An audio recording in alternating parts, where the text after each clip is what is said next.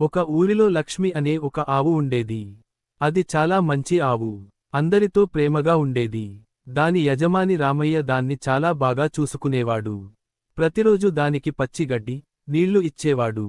లక్ష్మి కూడా రామయ్యను చాలా ఇష్టపడేది. ఒకరోజు లక్ష్మి అడవికి మేయడానికి వెళ్ళింది. అక్కడ దానికి ఒక పులి కనిపించింది.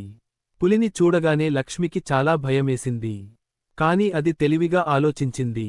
పులితో, పులి మామయ్య, నన్ను తినే ముందు నాదొక మాట వినండి.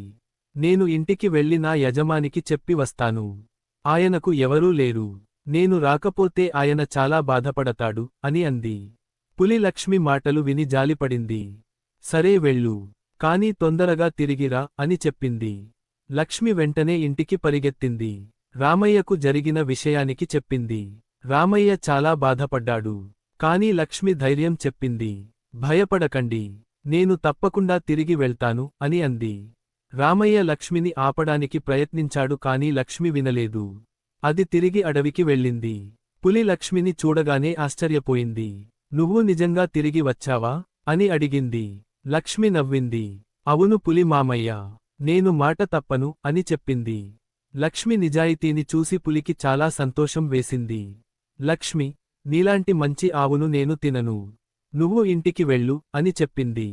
లక్ష్మి సంతోషంగా ఇంటికి తిరిగి వచ్చింది. రామయ్య దాన్ని చూసి చాలా సంతోషించాడు. ఆ రోజు నుండి రామయ్య లక్ష్మిని మరింత ప్రేమగా చూసుకున్నాడు. లక్ష్మి కూడా ఎల్లప్పుడూ సంతోషంగా ఉండేది. కొన్ని రోజుల తర్వాత అదే అడవిలో ఇంకొక చిన్న జంతువు, ఒక కుందేలు, పులి కింద చిక్కుకుంది. కుందేలు చాలా భయపడి ఏడ్చింది.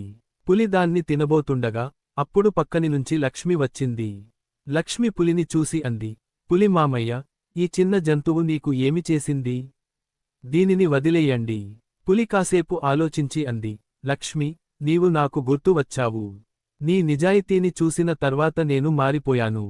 ఇప్పుడు నేను ఇతర జంతువులను బాధించను. అలా పులి కుందేళ్లను వదిలింది. కుందేలు కృతజ్ఞతతో లక్ష్మిని చూసింది. ధన్యవాదాలు అక్కా అంది. అప్పటినుంచి అడవి నిండా శాంతి నెలకొంది. పులి మిగతా జంతువులతో స్నేహంగా ఉండసాగింది. లక్ష్మి అందరి మధ్యన ఒక తెలివైన, మంచి ఆవుగా పేరు తెచ్చు